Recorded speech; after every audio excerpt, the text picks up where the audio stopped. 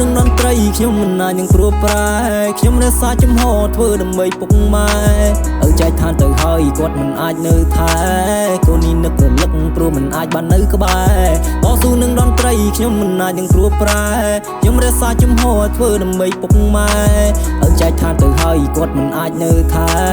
កូននេះនឹករលឹកព្រោះមិនអាចបាននៅក្បែរសម្លេងមិនដាំមិនកត់ចំណាំណាកូនផ្ញើពីដំណេករស័ព្ទរសល់ខ្ញុំគិតខ្ញុំខ្វល់មានរឿងច្រើនជាអណែកតែហេតុអ្វីបានជាវាស្នាប្រហាបេះដូងខ្ញុំពុនពេកលំបាកជាច្រើនវាកាន់តែកើននេះធ្វើឲ្យខ្ញុំនេះមុខស្លេកខ្ញុំដេកភ័យ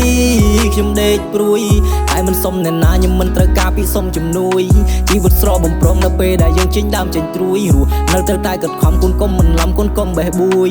អំពើល្អជីផ្លូវដ៏ធំកូនគួរខំប្រឹងធ្វើសាងវាឲ្យបានចម្រើននៅវានឹងខ្លាចជាទង្វើទោះបីមានគេតែដៀលថាយើងអន់យើងនេះភ្លើនេះហើយវាគឺជាបុណ្យដែលទេវតាមើលមកពីលើខ្ញុំចាខ្ញុំចង់ខ្ញុំចាក់ខ្ញុំក្រងចង់ចេញពីសំលេងពីក្មេងព្រមអ្នកដែលមានមគ្គដើមមិនដែលចេះវងវែងចិត្តស្អាតទៅគេពងវក់ក៏គ្មានថ្ងៃនឹងបាយឆ្វេងព្រោះយើងមានសមាសតិដើរផ្លូវត្រូវមិនចំបាយតស៊ូនឹងនន្ត្រីខ្ញុំមិនណានឹងព្រួប្រែ